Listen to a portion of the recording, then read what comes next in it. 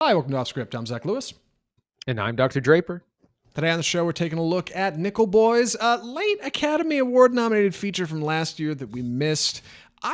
Didn't really know what the gimmick was going into this. I knew there was something odd about Nickel Boys. I knew it had some challenging themes. It's over on Amazon Prime. Very glad that we watched it. It's a really cool movie. It's on Amazon Prime, Randy. That's where we watched it? Yep. Yeah, Amazon Prime. Amazon Prime's where we watched it. It's a great time. Looking forward to talking about it here in a second. Also going to talk about Blink Twice, another movie from late last year that we missed, from director Zoë Kravitz. You might know her as Catwoman in that new Batman movie, but hey, dude, she's pretty good behind the directing chair, behind the director's camera, in the director's chair. Channing Tatum, Naomi Ackie from that one horror movie from New Zealand is in it. It's a great time. Looking forward to talking about Blink Twice. Stick around for the review. We're going to talk about some upcoming trailers. We're going to talk about this trailer for Nobody 2. Oh, dude, that Superman trailer's out. Going to talk about trailers in between our reviews. Before we get to all of it, we got to cover the news. Before we cover the news, first thing, Andy, what'd you watch this week? What's been on your mind? So I took back a look back at Godzilla -1, which I bought on 4K a while ago, and I've been meaning to just sit down and have another look at it. And man, that movie is so good. And it was interesting watching it a second time, knowing where it goes, knowing a little bit more about the themes of valuing life, as opposed to instead of dying for your country, Godzilla -1 asks you if you would live for your country. So really enjoyed that. I also went and saw Until Dawn with a friend, which is based on the PlayStation game. And that was a lot of fun. It has a lot of polish. It's about a $15 million film, so they got the expensive cameras, nice sets.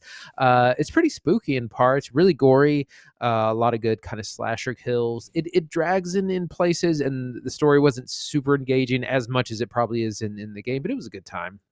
Yeah, it's tough with a video game adaptation because you lose the gameplay, right? You lose that connection with your audience, but it looks fun enough. It reminds me of, there's some low rent horror movie came out last year that you went and saw too. It's got a couple of odd killer characters. There's a magician that puts a girl's head in a box and shuffles it around. That movie. It looks a lot like exactly that. What it reminded me of. A little bit of Mystic, yeah, but also the high production value of a Sony film. So that's neat, I guess. A quick recommend, would recommend, wouldn't recommend. Until Dawn? I mean, probably save it for streaming if you're a big fan of the game and it's something you've played and are interested in, you'll probably enjoy it. Other than that, but it is a fun watch. Like I said, more gory than I thought it was going to be. I was taken aback at some of the kills. So a nice surprise. I also wanted to mention real quick, this is veering off on our media, a couple of comics that I've been reading as well. Oh yeah. Oh no, please. Yeah.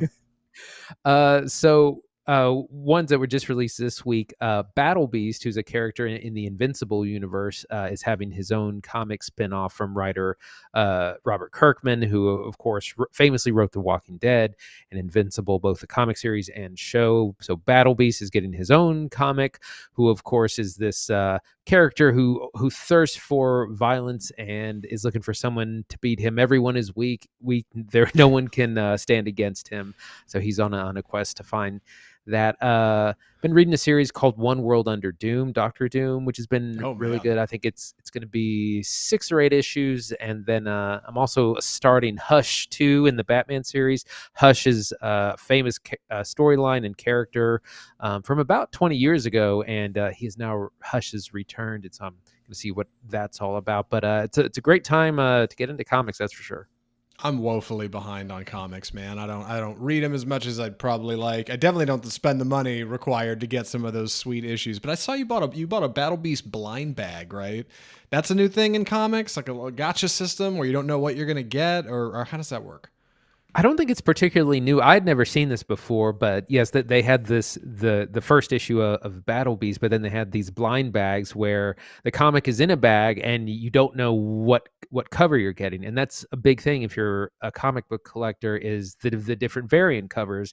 Most comics are about, between $4 to $7.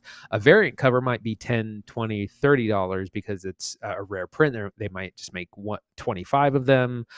So with the blind bag, you don't know what you're getting. So you're just kind of taking a gamble on it. And so I just bought one. Apparently this isn't a new thing. They did this with The Walking Dead before. They tried to push me to be like, you can get two. We're limiting everyone to two. You can get a second, but I didn't. So I got a different sweet cover of Battle Beast. So yeah, it was a fun thing. And that's one of the things I like about comics. It's kind of old school like that because it's print. Like a cover can sell you, a gimmick like the blind bag can sell you. And I definitely spent the extra $4. That's the other thing. It's a relatively cheap hobby compared to a lot of other things.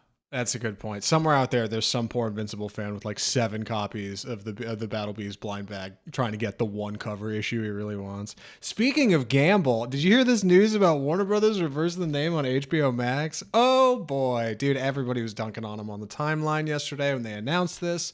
What do you know about this, Andy? We're moving off Max. We're going back to HBO? Right. So so back in 2022, HBO Max changed its name simply to Max, and now they're changing it back.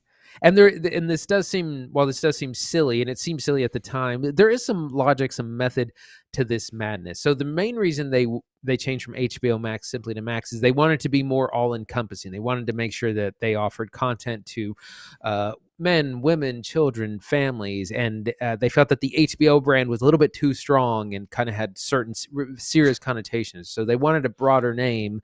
But things have changed in the last few years, and they said, that general content, that slot machine stuff is over on Netflix, and we want to be known for prestige. They didn't say it that explicitly, but they did say that other platforms are kind of covering the for everyone content, very much kind of throwing shade at Netflix and Amazon and MGM. And they said, well, HBO we want to be known for quality and prestige, so we're going to embrace the HBO name again. So that's kind of a fun thing to see, and it's interesting business wise to see how these trends kind of shift, because now they want to be known as HBO.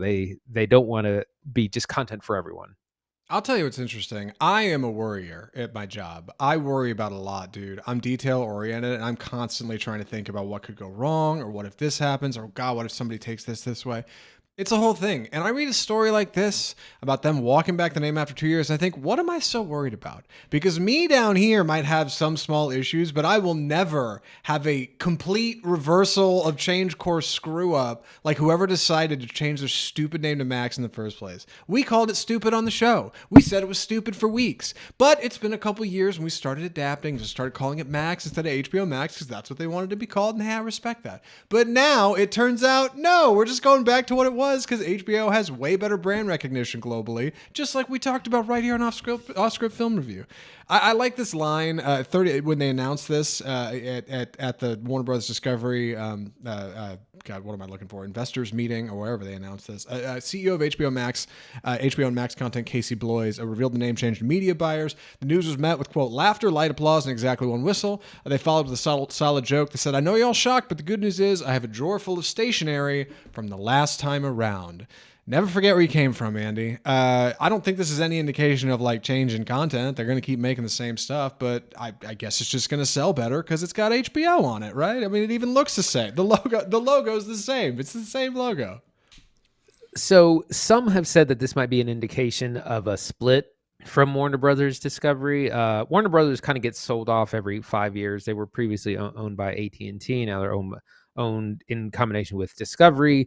So that may be happening, and we've heard rumors of Zaslav possibly selling off Warner Brothers. We don't know for sure, but we'll see. It definitely seems like they want to again lean more into like The Sopranos, Game of Thrones, The Last of Us, that prestige TV and film kind of more adult and mature content than a lot of the other platforms. So we'll see where it goes.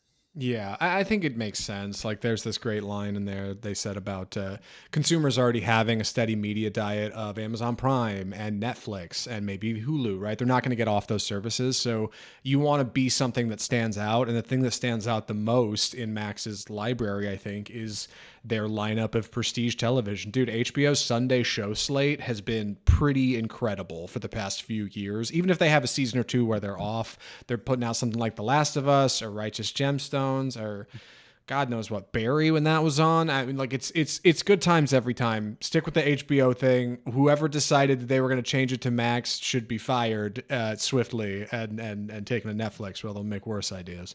Another story. Jane Schoenbrun, director of I Saw the TV Glow, has announced her new film, Teenage Sex and Death at Camp Miasma, starring Hannah Einbinder, Gillian Anderson, and it's going to be over at Gillian Anderson. It's not Gillian. Gillian's Island. Gillian Anderson. It's gonna be over at Mubi, where they made Substance. It's exciting, man. We saw I saw the TV Glow. Good God. Basically blind when we went and saw it for the show. We just walked into a theater and caught it. Incredibly affecting film. One of my favorite movies from last year. This is an exciting project.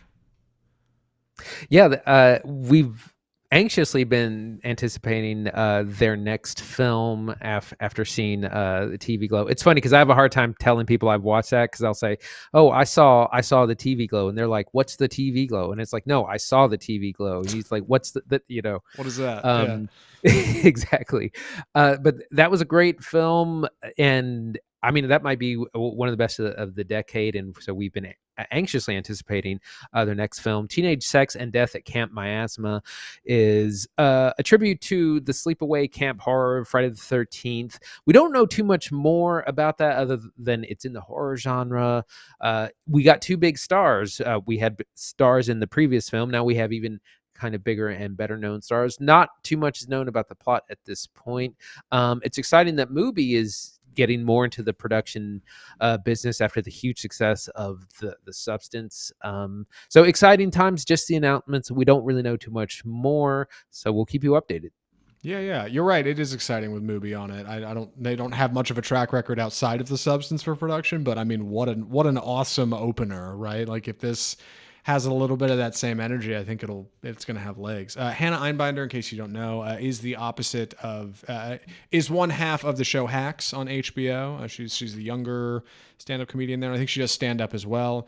Gillian Anderson, of course, we know from X-Files, and a lot of her work in other stuff. I don't know why X-Files is the first thing that comes to me, but Scully, come on. Scully, that is what she's best known for. It's kind of the thing. Yeah, right. If you go to IMDb, that first thing on there is going to be X-Files and then a few other shows.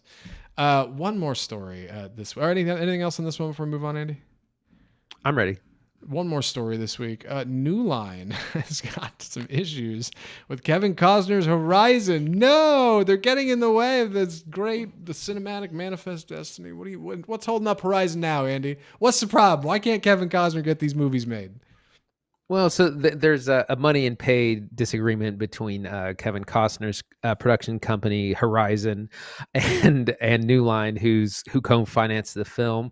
That's going to get worked out in the courts, and I'm not going to get into the boring details of that. But we did hear a little bit more about where is Horizon Part 2 and 3 and 4.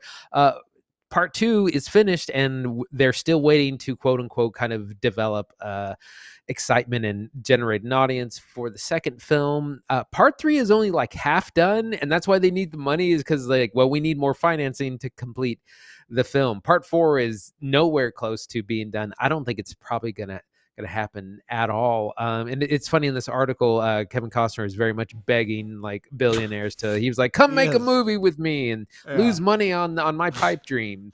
It's kind of sad, but we know that Part 3 is half done. Who knows when Part 2 is ever going to come out, but it's done. So they got something that you can at least sell it to a streamer.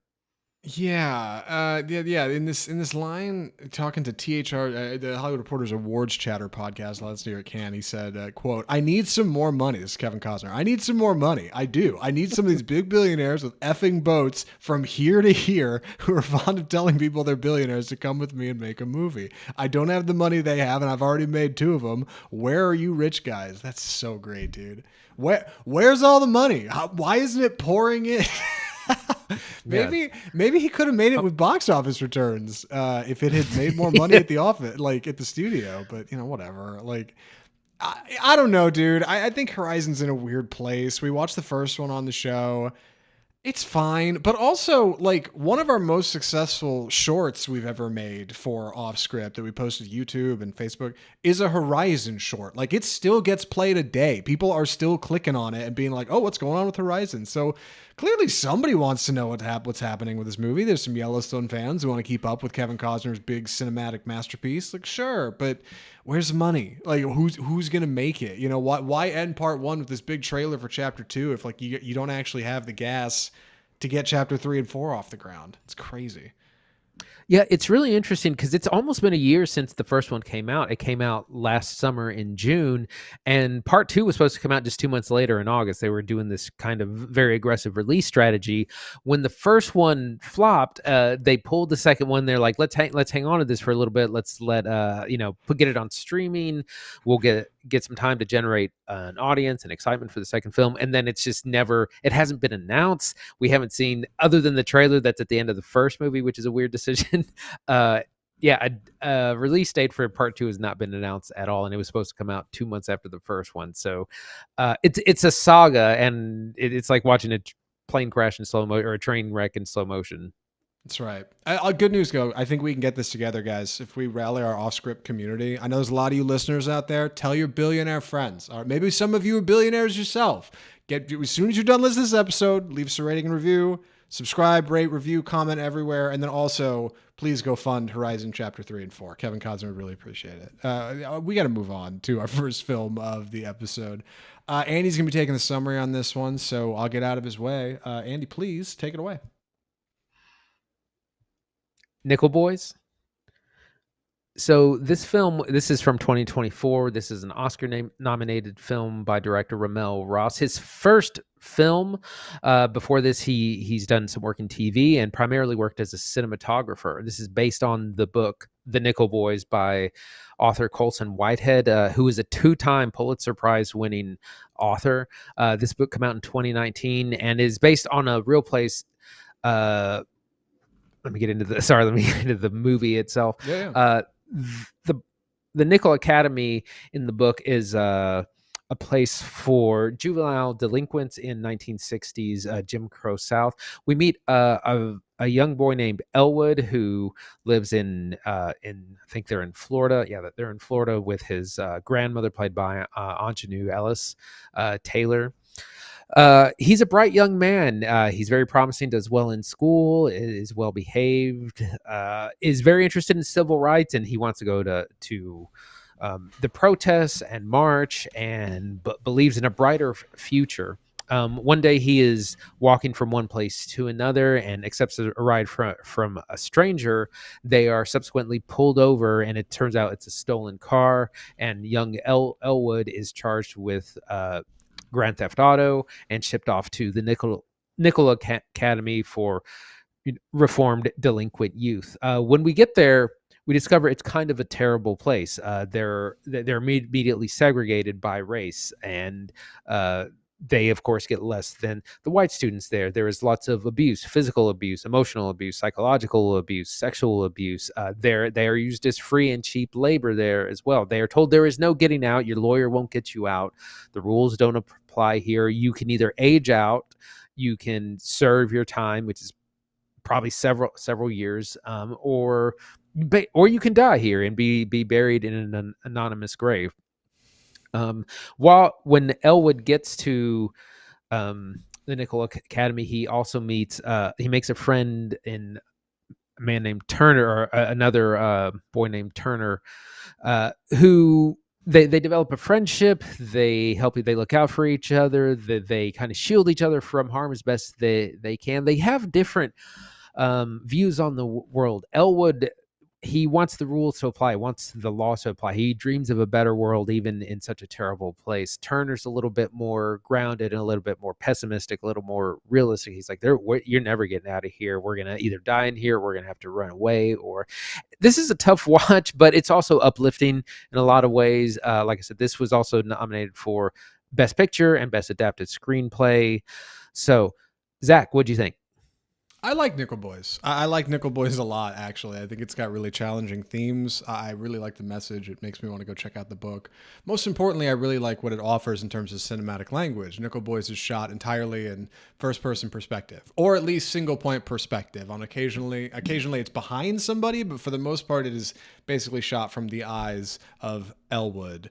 It takes some really clever, creative ideas and runs further with them in ways that I don't want to get into because I think it's much more exciting to just be surprised by what happens in Nickel Boys and how it kind of explores that. But I love the way it immediately drops you into the body of a young black boy who is part of a system that he doesn't benefit from, like, and is obviously struggles in, and it's unfair and it's not right. And he's so soft. Elwood is such a softie and he's such a sweet kid. And like, it is such a challenge to see these things happen to him through his eyes and feel that and see his hands and see the world through his eyes, literally. And that's a very clever interpretation. Like, we talk about adaptation a lot on this show because a lot of properties are adapted now. Video games are adapted into films, books are adapted into Netflix shows. Choosing to adapt Nickel Boys in this fashion is very clever. And for people like us who like bold cinema, it's a great watch. Unfortunately, it's really challenging theme-wise, and also it's like a little over 2 hours, and it hurts the movie because I would love to go tell like my parents to check out Nickel Boys, but they're going to be weird about the single-point perspective. They're going to struggle with the themes, and it's going to be a struggle for them to get through the whole thing. And I wish it was a little bit tighter, or maybe that like more accessible in a way that I think would reach people more, because for me it's a great watch. I just struggle to recommend it to people because it's like it's tough, dude. It's like eating vegetables or something. Like, it's good for you, but good Lord, like it's hard, man. Yeah, it's one of those movies that's fascinating to talk about after the fact. A little bit of a struggle to get through, especially probably played better in a theater. I know it's hard to stay engaged that long because it is 2 hours 20 minutes. Could probably be a little bit shorter, but also an incredible first film, or for a film from a first time director to, like I said, nominated for best picture. Takes on really challenging themes and really strong performances, which is a good place to start. So Elwood is played by Ethan Harris, he's the main character, has most of the screen time, but the like Zach was saying, it's in first person, and occasionally the camera is by Turner's perspective, and so Elwood is in the third person. But really strong performance from him, and a lot of really tough scenes. Same thing with why can't I find his name? Brandon Wilson, the actor is Turner. I got you pulled up. I got IMDb up. You're good. I do too. I just can't find it. Well, you're trying to host the show. Yeah, no, I respect that. Go ahead. But yeah, they're both very strong in these two leads, and they have a very interesting friendship, and I think that's part of where these themes of kind of optimism in this terrible place, a little bit like it reminded me of things like The Shawshank Redemption, which is a kind of similar story of injustice and like hope in a very terrible situation. And we find that within their friendship. And like I said, they look out for each other when one of them gets an opportunity to maybe not do some work that's quite so hard, that sort of thing. They shield each other from not just the people that are in charge, but also some of the other inmates or other boys that are there, because it's like prison. It's a hierarchical thing. It's kind of like the toughest guy survives the most. And but it's a very kind of heartwarming thing in this really hard environment. Yeah, one of my favorite themes in Nickel Boys is curiosity. I forget who reviewed it for the Roger Ebert site. I forget the name of the reviewer, but he said the camera in Nickel Boys is curious, and that makes it affecting, and it's true. The first 15 minutes of Nickel Boys are just kind of a series of interstitial shots in a child's life. You don't even really know who we are yet. Our character doesn't even really have a name. Like, you just kind of have to start to figure out who am I watching the world through, and you start to figure out that there's this character played by Anjanou Ellis Taylor who's hanging out and is very sweet. Okay, that's like a motherly figure to us, and there's a friend friend character. Okay, that's like a friend to us. You start to put together the world around Elwood, and it brings you in, and it's so much more affecting for it. This is especially important when we arrive at Nickel Academy, because at first it's like, okay, this is some kind of segregated school, and then you start to realize, oh, this place is like segregated and also real mean and real unkind and real hard, and the people here are not particularly friendly, which is what makes it so powerful when Elwood meets Turner, and they have this instant connection. And that leap in perspective is conveyed directly to us in our seats as like, oh, this is somebody of great value to this story. Like, this is going to be a connection. This is somebody we can rely on. And that's immediate. Like, it's kinetic and it's clever. Director RaMell Ross talked a little bit about this in some interviews. I don't have a lot of information about that, but I know he's talked about how difficult it was to shoot, and how it kind of pushes Ethan Harris's Elwood back, because you don't really see a lot of his performance, and how they had to get this rig so they could have their hands up in front. Like, it's a lot more work than it feels. And it's movie magic because you kind of forget it. It all just kind of falls away as you get pulled into the world of Nickel Boys. Like, again, very bold cinematic language, like very clever, very inventive. I ended up being nominated for 2 Academy Awards. I wish I could tell you exactly what those Academy Awards are off the top of my head. I can't. But it deserves them. Like, I think what's happening here is clever and smart and genuine in a way that's really important. What surprised me is the length. It's a little over 2 hours. I got the runtime right here. It's 2 hours 20. And it's funny because Chris, my partner in crime, read the book last year. And I told her I'd watch Nickel Boys. And she was like, oh, I read that book. It's not very thick.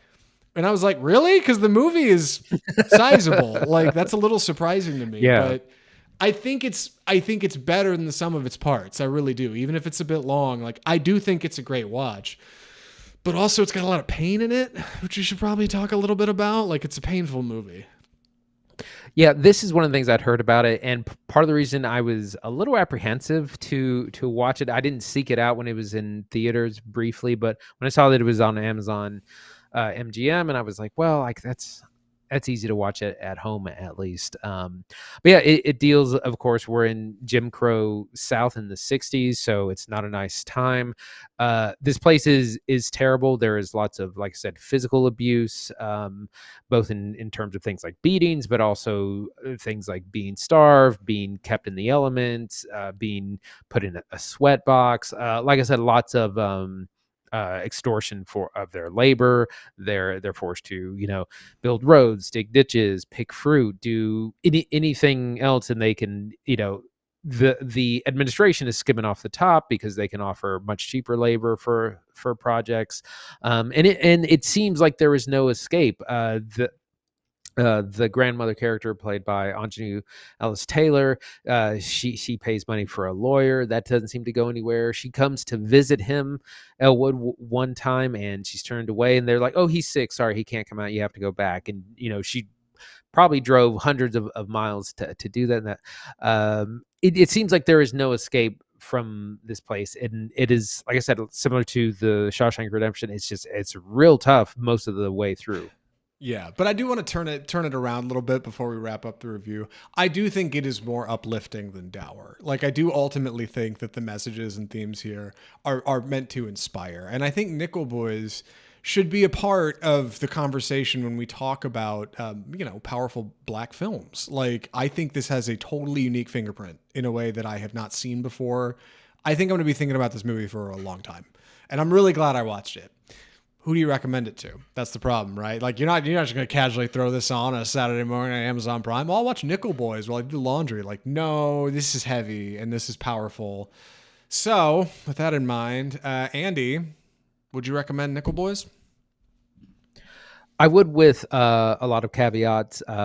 First of all, extreme content warning that there's a lot of abuse in this film. It's about the segregation of the 60s, Jim Crow, things like that. So it's tough subject matter, but it is uplifting in a lot of ways because it is about finding that human connection, finding love, finding friendship, and using those things to survive. Incredible cinematography by first-time director RaMell Ross. I'm excited to see what he does next. So recommended, with content warning. Yeah, I'm in the same boat. I think Nickel Boys is really cool. If you're looking for big ideas in cinema, if you want to see something that maybe got passed over a bit for the Academy Awards last year, like check it out. It's a great watch. If you're looking for something casual, maybe not. Like you need to. I think this film deserves some dedication to it a little bit. Like it's a heavy theme that I think is worth exploring. And if you're into big bold cinema, it's great. If you like Tree of Life, Terrence Malick, great watch. Like you'll probably really enjoy this. Very similar kind of jumps through time. Just some really clever things going on in Nickel Boys, and I'm glad we got to talk about it here on the show. A fantastic example of a film I probably would not have watched were we not doing this podcast. So shout out to Oscar Film Review. Keep it right here for more. And with that, we got to move on to our next segment. We're going to look at a couple upcoming trailers this week. One in particular I'm very excited to talk about, but you're going to have to listen in for it. Andy, what do we call this segment? It's time for the trailer park. So we have 4 of these today, and we're going to start with The Conjuring Last Rites. This is the 4th film in the $2 billion Conjuring universe, which of course is 4 of Conjuring films and also spin-offs like The Nun and Annabelle, and I think one other. This is it's supposed to be the final story in the Ed and Lorraine Warren, who were real life ghost hunters and had all these files, and they're kind of doing the same where like, is it real? Is it not? We don't really get a lot of details, but they're taking on one last case. Some family is cursed. There's some sort of, haunting of their house and family. And we get lots of kind of stereotypical scare scenes. There's floating things. There's masks. There's people that pop up thing. It's very, it's kind of boring in that way. It's things that we've seen a million times, but these movies do really well, and they have a built-in audience. And Patrick Wilson and Vera Farmiga, who play Ed and Lorraine, are cashing those franchise checks. So this looks fine. We're not huge fans. I think at least I reviewed the 3rd film, which was The Conjuring, The Devil Made Me Do It, back in 2021. It's a very successful thing. I'm not a huge fan of it, but it does have a big fan base. Yeah, I wish I could say I had seen more Conjuring films. Andy and I were just talking about before the show. Apparently on episode 146 of the podcast, we covered The Conjuring 3, Conjuring The Devil Made Me Do It. I don't know if I watched it. It could have just been an Andy solo watch. I swear I cannot confirm or deny. I got to go back and check after the podcast.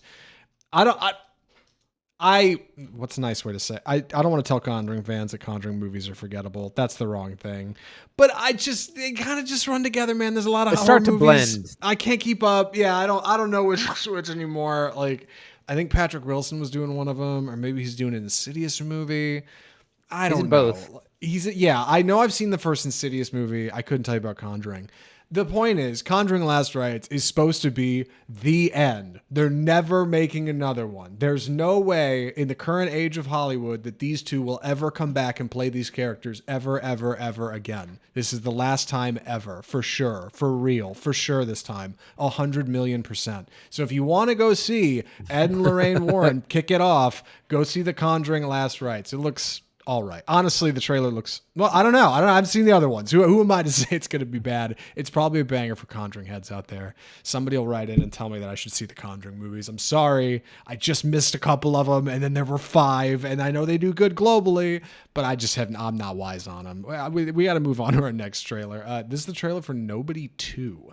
Nobody, one of the most forgettable titles in cinema, is about Bob Odenkirk, who is an average, everyday man who's just trying to get by with his little nuclear family and his little job until something goes wrong and somebody dusts up and they're like, "You want to go, bro?" And he's like, "Actually, I used to work in the CIA as Secret Service, Army, Ranger, Navy SEAL man, and I'm going to kick your ass, pal. You just opened up a can of whoop ass like you wouldn't believe." And that's Nobody 1. Well, Nobody 2 is basically the same premise. The kids all know about his job, his family all know about his past, and they're cool with dad being a murderer, but now they're going on vacation. And the trailer features like the Holiday Road song from National Lampoon's Vacation, and they're hitting the road, man. And they go out to like a carnival and the lake, and they're having a great time until some crooked officials show up.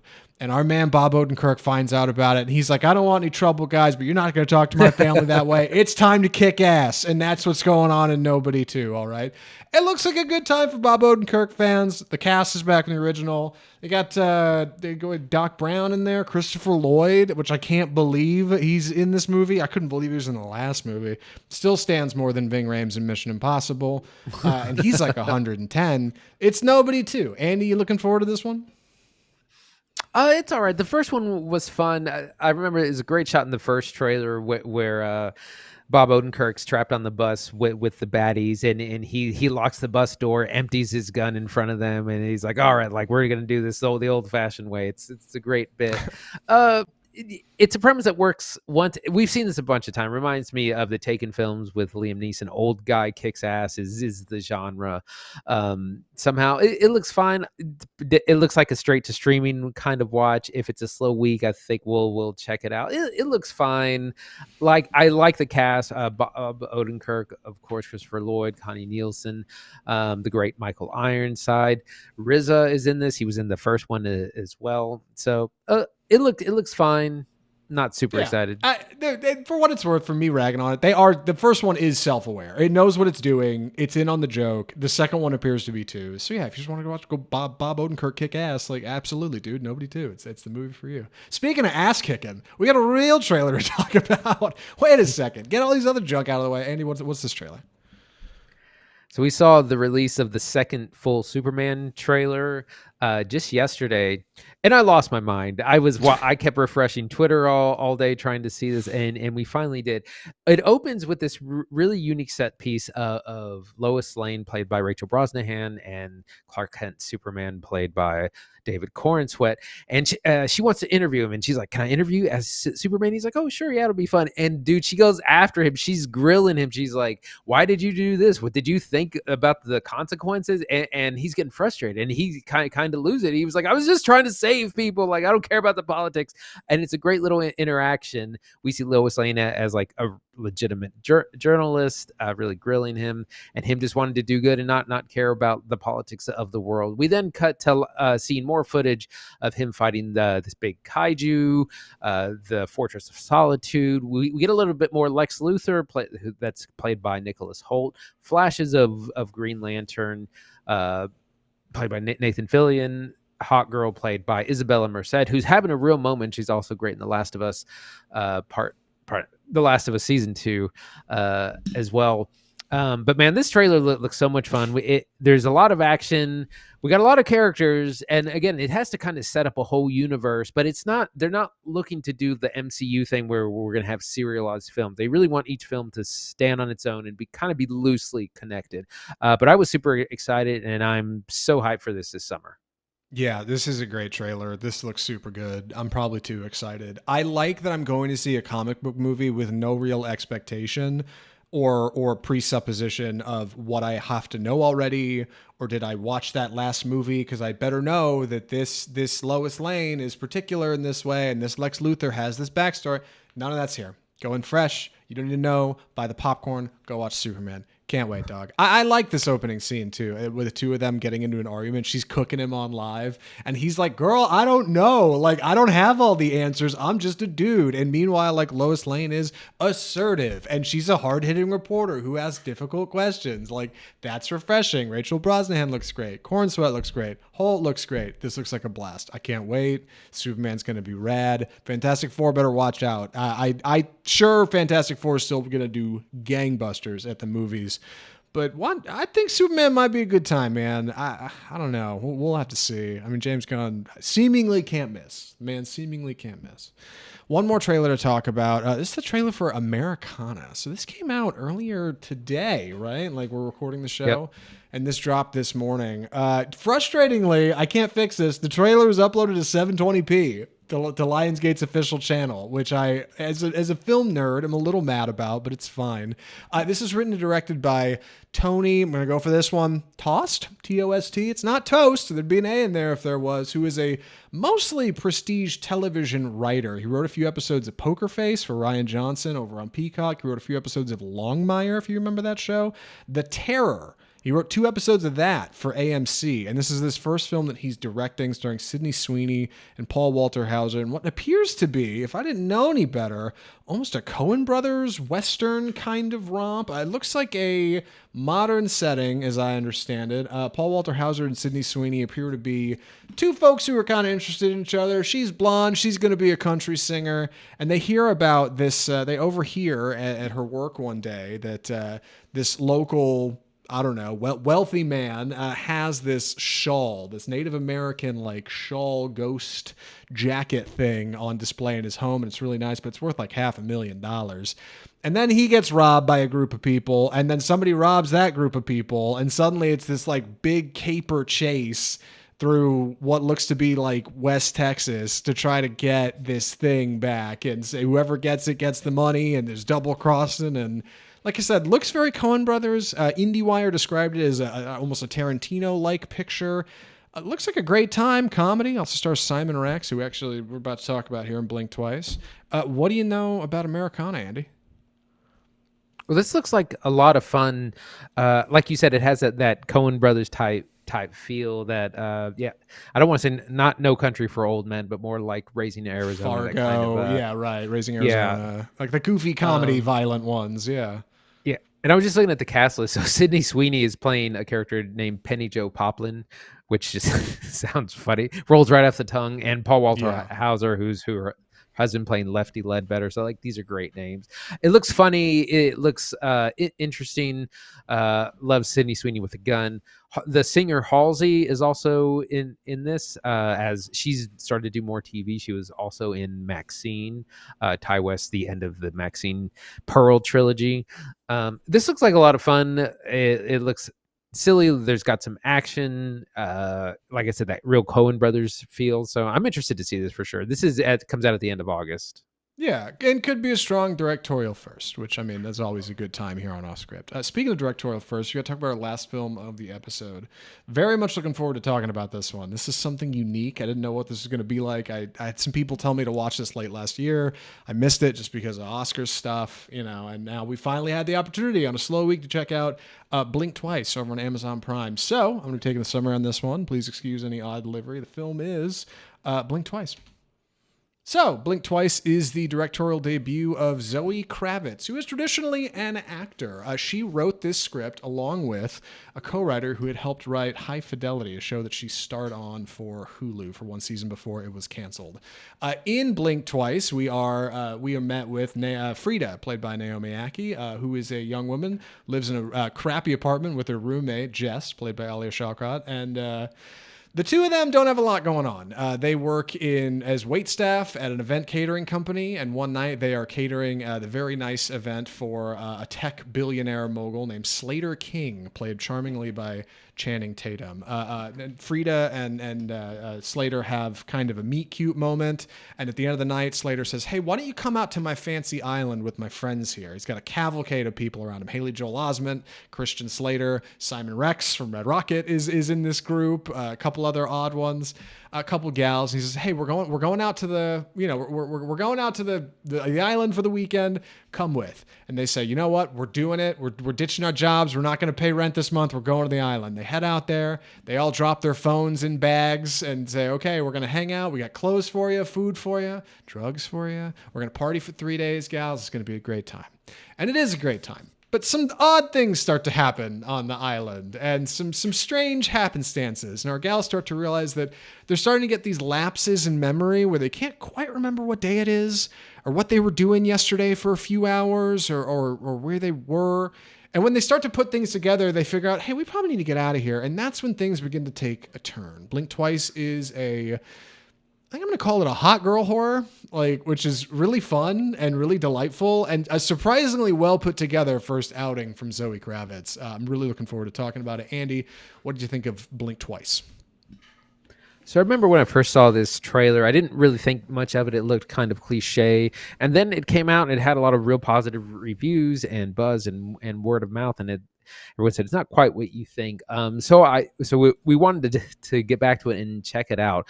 I was definitely into it for most of the movie. I think the mystery of what's actually going on the island, it takes a long time before all is revealed. Remind me a little bit of Opus, which we watched earlier, which was a different, like, abscond away to the rich man's island where the horrors persist.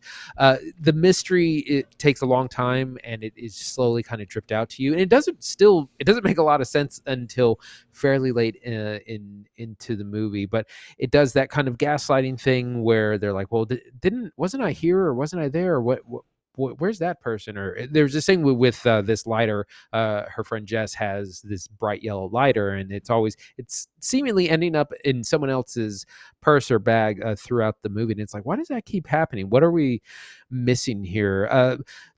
So it's an interesting setting. I was really kind of uncomfortable with where it went. If this weren't a female director, and if it weren't Zoë Kravitz, I would probably might be grimacing a lot more. But she chose to tell the story this way. This had a much more vulgar alternative title, which the distributors were like, we can't do that. So they went with Blink Twice instead. I feel like it drags a little bit in places, but we have a really solid cast and good performances. Yeah, and notably, like, great talent all around this movie, which I think really lifts it up. Like, I think Kravitz is great in the director's chair. Like, this is really good work. It tonally comes together really well. It takes a big turn about halfway through the movie, maybe towards the end of the second act, but in a way that is not off-putting, I don't think. Like, in a way that I actually enjoyed and kind of pulled me in and felt fresh, and this streak of, like, genuine emotion in the middle of Blink Twice that's actually really nice. It is different for sure. It kind of leans away from this kind of horror trapping traditionally to tell a larger message, but I think it's strong. I wanted to talk about the cinematographer for Blink Twice, because Blink Twice is a very good-looking movie. It's a very good-looking movie. And there's a lot of camera work. Like, typically, freshman directors are a little lazy behind the camera. They'll do a lot of long shots or maybe like a oneer. And our cinematographer, Adam Newport Bear, is no stranger to oneers because he shot every episode of The Studio for Apple TV+. It's all oneers. He also shot The Last Black Man in San Francisco a few years ago. He shot a couple episodes of Euphoria. Shoots a lot of Kendrick Lamar videos, and Kendrick's videos rock, dude. Like, and that immediately explains why this movie looks so good. Additionally, the cast is a delight. Naomi Ackie's great. Leah Shawcott's great. Channing Tatum, Christian Slater, Simon Rex, Adria Arjona. Arjona. Is it really with the J? Whatever. It's fine. Haley Joel Osment. Like, it's a great group of people walking around in this movie. It's probably too much talent, especially for some of these goofy dude characters who like, they're really only background characters. Like, they could have just been nobodies. But Kravitz has these connections in the industry because she's been in it so long. And her dad, Lenny Kravitz, and her mom, Lisa Bonet, like, all that comes together in Blink Twice. Like, she's pulling in all kinds of favors here, and it works real good. Like, so it's a very good looking movie. But you're right, it's a lot like Opus. It reminds me a lot of Glass Onion. It reminds me a lot of The Menu. It does have that problem, that pitfall of, we're going to a rich guy's place, and the rich guy might get weird, and there's probably something sinister happening here. But I do think it manages to break out of that. Like, basically an efficient pacing, because they get to the island in like 14 minutes. I clocked it. I couldn't believe how fast you go from the beginning of the movie to we're there and the movie is happening. And I don't know, it's just very wildly efficient in how it tells its story. Like, I was impressed at how quickly it moves through the first half. Right. It doesn't have setup fatigue like a lot of things do. And the cast is kind of, we get the opposite of what happens in a lot of horror movies. A lot of times you'll get a bunch of unknowns in a horror movie so that you don't know who is and isn't going to die. In this case, we have the opposite, where we have a cast of stars. And so you still don't know who's going to die and who is in on the sinisterness and who's not, because everyone's a name, and everyone's kind of paired up in this thing, guys and girls. So it is a big mystery, and I think that's one of the things that works really well in its favor is it keeps you guessing for a very large time, and you're slowly putting together clues, but you still don't really know what's going on. And a lot of times these movies will reveal that much sooner than this one does, but I think it's smart to kind of put that off as long as possible. Yeah, I was really charmed by Frida, played by Naomi Ackie. We last saw her in Let Me In, which is a New Zealand film.